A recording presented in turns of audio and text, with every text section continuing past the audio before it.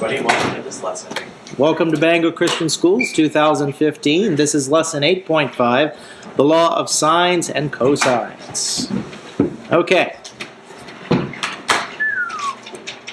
So, several thousand years ago, there was a triangular garden. And this garden was not a right triangle. Okay? This may look like 90, but it's not. Okay? This is not a right triangle. At the corner of the garden stood three guardians. That's pretty good. Athena,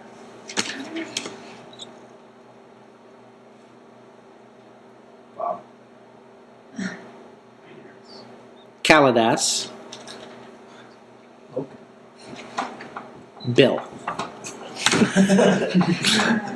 Okay, so Athena knew the angle, the exact measure of the angle where she stood, and she would look across to the wall of the garden that was between Callidas and Bill, and she knew exactly how many feet it was. And so we'll call this little a, and little a represents the measure in feet for the wall. Capital A represents the angle. Okay? Callidas knew exactly how many degrees the wall was here. And he'd look across to the wall between Athena and Bill. And we're going to call this little c. And he knew exactly how long this wall was here. Bill would look across, and he knew that this exactly was little b in feet, and that this angle here was so many degrees. So we're going to use capital letters to represent what? Angles. We're going to use little letters to represent sides. Side lengths, right. All right. Well, 100 or so years passed, and this is a myth, a Greek myth, so these people are still alive. So along came a mathematician.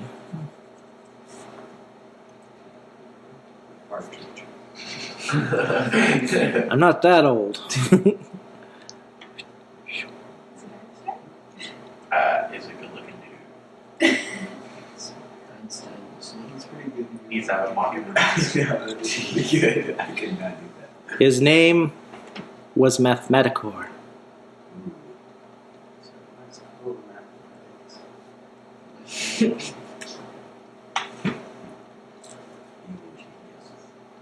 That's a subtitle. And he looked at this garden and he made a phenomenal discovery. He found out that if you take the sine of the angle where Athena is standing and divide it by the length of her opposite wall, that this was the same ratio as the sine of Bob's angle divided by the length of his opposite wall, and that this was the same ratio as the sine of Callidas' angle divided by his opposite wall. And hence, the law of sines was born. How did he know about sines if the law of sines was born? How did he what? Know about sines already.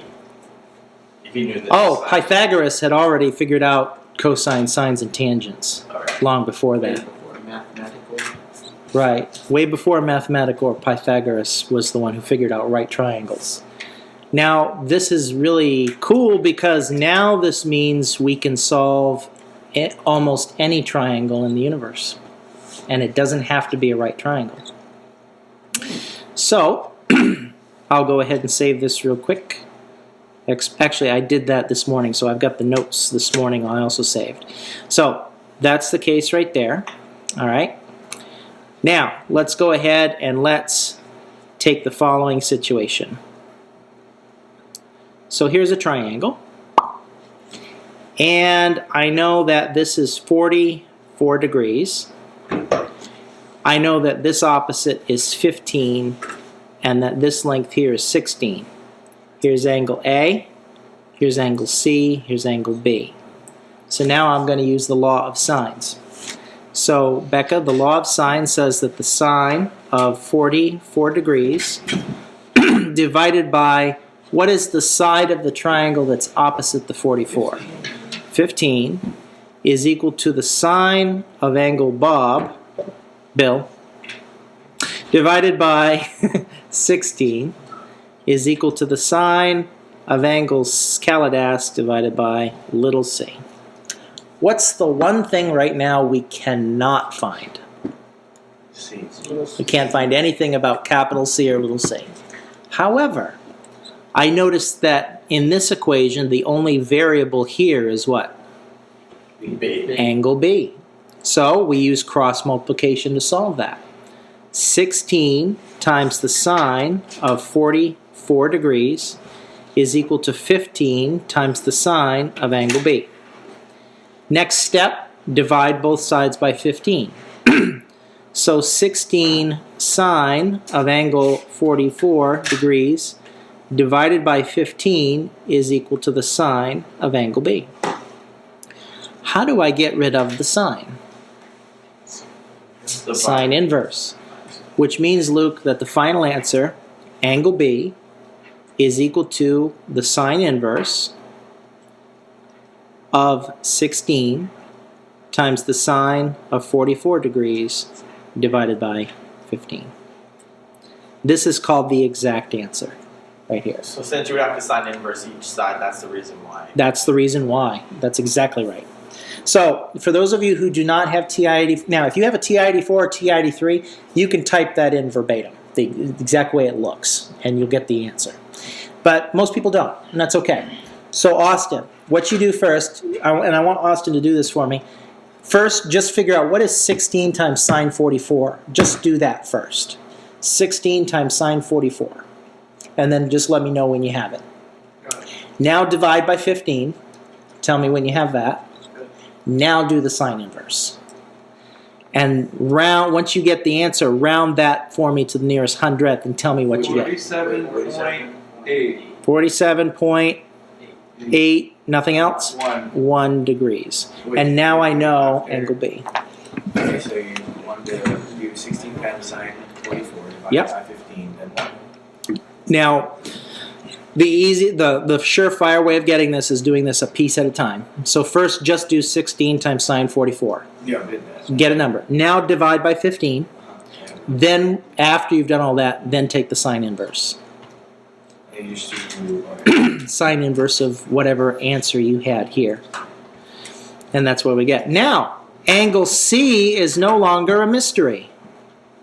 Why is angle C no longer a mystery? Because you can just look Some at theorem. That's some theorem, right? So what's 180 minus this minus this? I know, Mike, it's so lame, that's funny now, right? So what's 180 minus 44 minus 47.81? 88.19. 88.19 degrees. There we go. I'm in a happy mood today. All right, well, guess what? Now there's only one mystery left. The length of little c. Dun, dun, dun. Right? So now we can figure this part out. So, let me take my good old eraser. Squeak, squeak, squeak, squeak, squeak, squeak, squeak.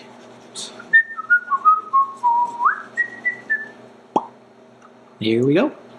So now, Sam, this is what I'm going to do. I look back at this, and would you agree with me that 44 was given from the beginning and 15 was given from the beginning? I'm going to use the values that are given from the very beginning. Why? Because, Austin, it always gives me a better answer. Now, I could use this number now, here, and I had 16 here. But if I use this number now, what I want you to know, Austin, is that this is an approximation. So the answer I get for C won't be as good if I use this number.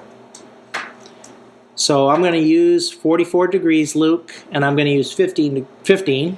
And so I say the sine of 44 degrees divided by 15 is now equal to the sine of 88.19 degrees divided by little c.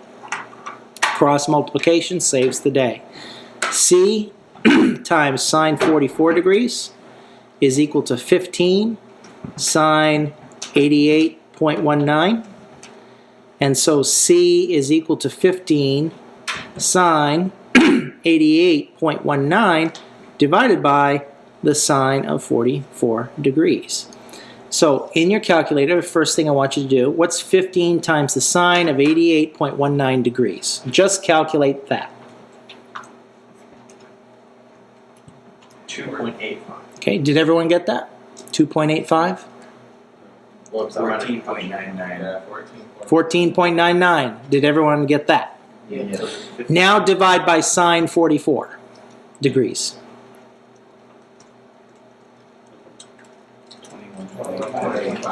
21 point what? 58. Did everyone get that? So this right here is 21.58, and there's nothing left about the triangle that's a mystery. Everything now is knowable. Triangles are very basic creatures. There's only 6 things to know. The angles and the sides. And that's it. We're gonna do this type of stuff with like dodecagons and stuff. He. Oh my gosh. Last thing I want to find is the height. However, I do not need the law of sines to do this. Because this right here is what kind of a triangle? Right. This is a right triangle.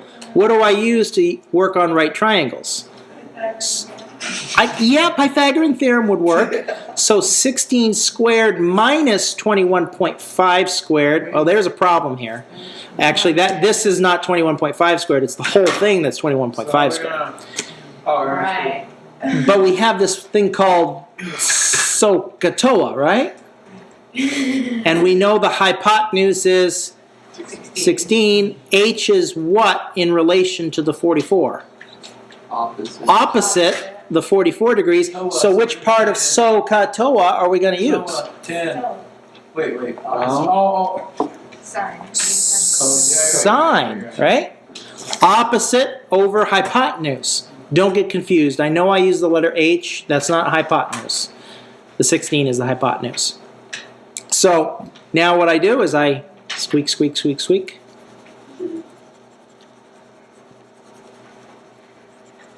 There we go. So what I do is I say the sine of 44 degrees is equal to what ratio, Alex? It is equal to, would it be 16? No, it would be Opposite? 16. 15 over What is opposite the 44 degrees? 15 over. Oh, I didn't even see. Okay, so H. over 16. Over 16. Cross multiplication saves the day, so height is exactly 16 times the sine of 44. That is the exact value. And now what is H approximately? 11.11. 11.11. QED. So now I know the height of the triangle. Why wouldn't you keep why wouldn't you keep like I just did that? I did, and I got 11.11, and I hit equal again, and equal again. Why does it keep? Because it doing keeps taking the last function you entered. that? Every time. So it keeps doing that. Does that example make sense to you, what I just did? Yeah. All right. Moving on. Something tragic happened. Dun, dun, dun. So let's talk about the tragedy that took place. What? No. What are you doing? Go away. File, import. Back to the triangle. This is 20. This is 25. And this is 44 degrees. And here's Mathematicor.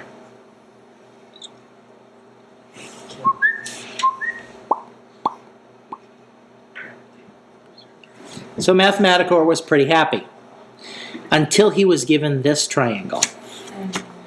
This is A, this is B, this is C.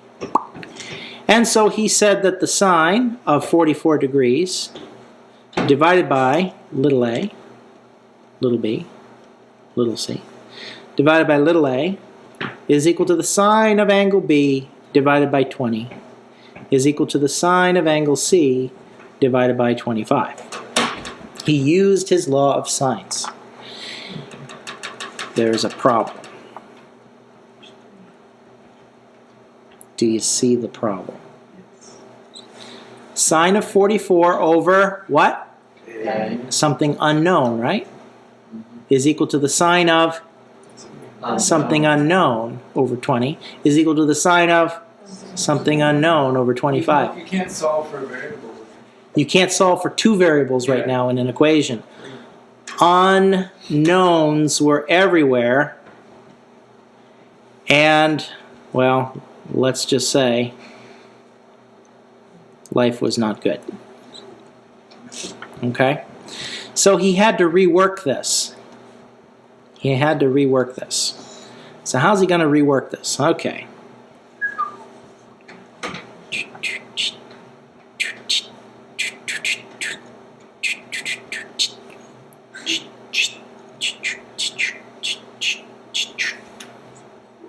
He died?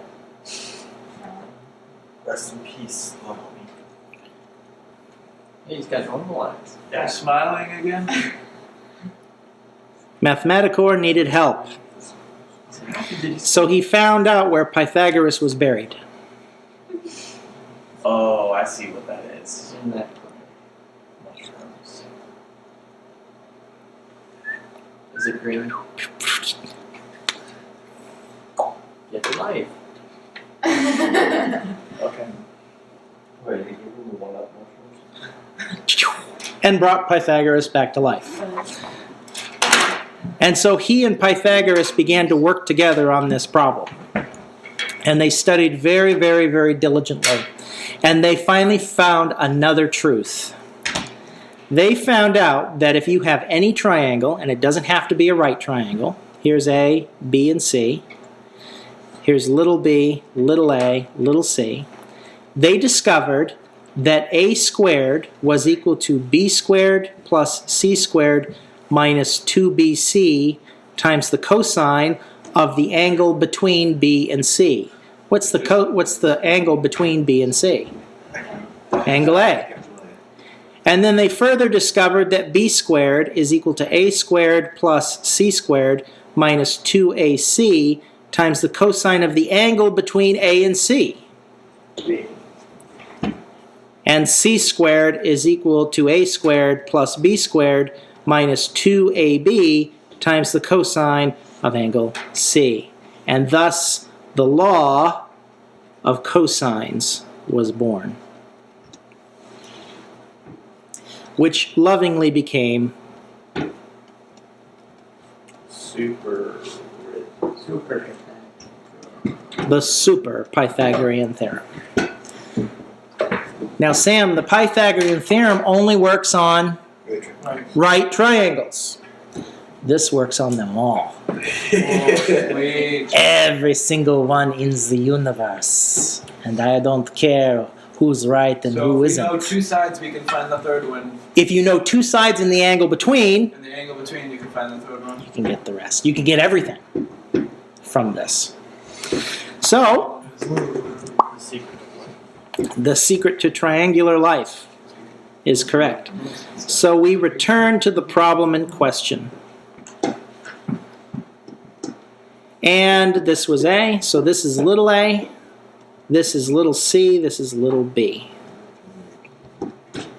So now according to the law of cosines, a squared is equal to 20 squared plus 25 squared minus 2 times 20 times 25 times the cosine of the angle that's between the 20 and the 25, which is? Get your calculators ready, please. First of all, what is 20 squared plus 25 squared minus 2 times 20 times 25 times cosine 44? Just give me all the digits. 20 squared plus 25 squared minus 2 times 20 times 25 times cosine 44. The correct answer is in the 300s. Okay, Matthew got it? 300? 5.6. 305? Yeah. Oh, I stopped like that. 305.66. Keep going. 0, 1, 997. 997.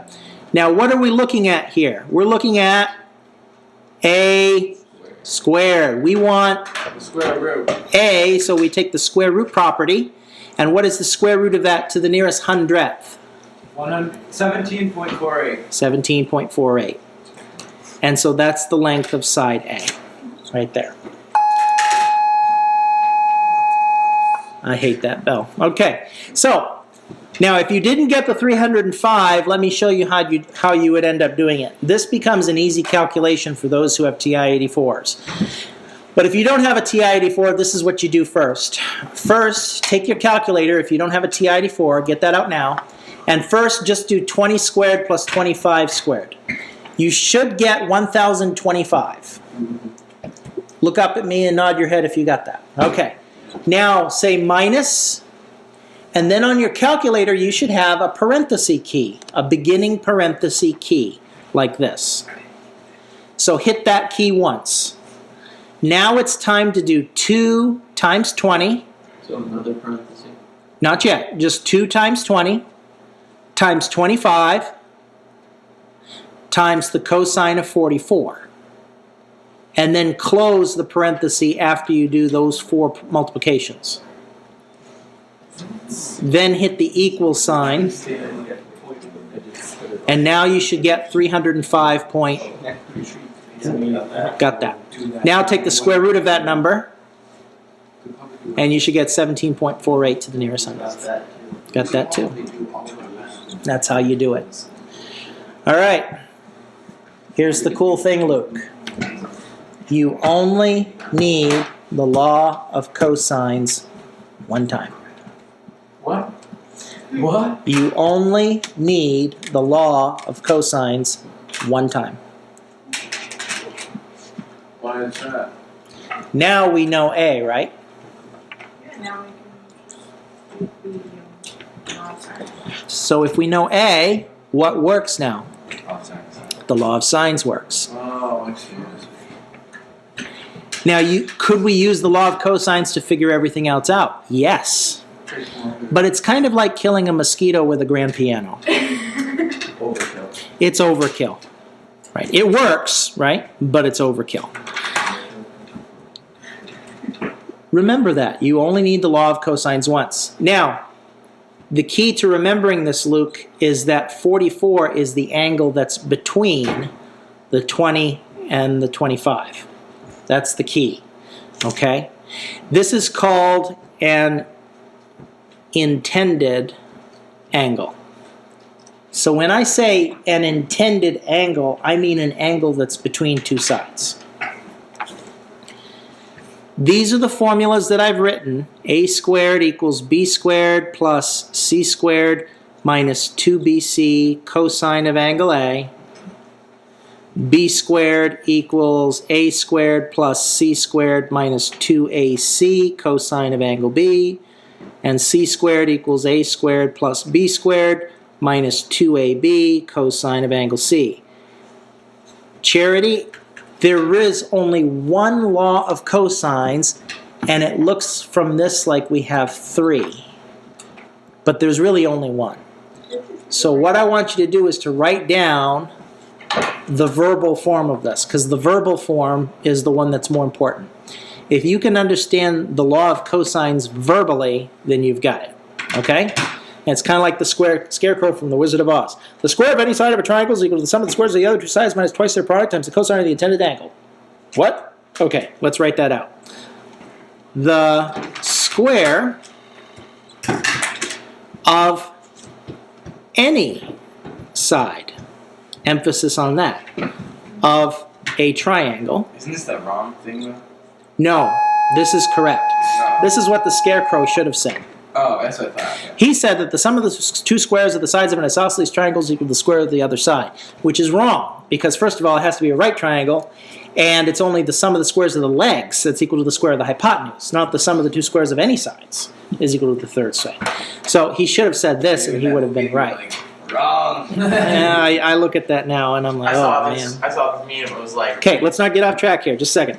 The square of any side of a triangle is equal to the sum of the squares of the other two sides minus twice their product times the cosine of their intended angle. That's the law of cosines verbally. It's easy to remember because whatever one you're trying to find, you put that letter first, Mm-hmm. and then the two that are left over you put there, and then the minus one is those two ones again, Right. and then you just cos of the one you're trying to find. And that's the verbal form is better because there's only one law of cosines. Yeah. And sometimes what students do is they try to memorize all three formulas, Don't need and that's just not helpful. If you're good at memorizing things, okay, it will work. But I'd much rather have you understand what this means as a sentence so that each time you can set up the problem. Okay? Does that make sense? All right, so Alex, have I talked about every little detail you're going to need for the homework? No, I've talked about most of them. So tonight you're going to do numbers 1 through 25 in lesson 8.5. Just do your best. And tomorrow, we're going to spend 2 days on this. So tomorrow I'm going to try and clear up those little details I haven't talked about yet. Okay?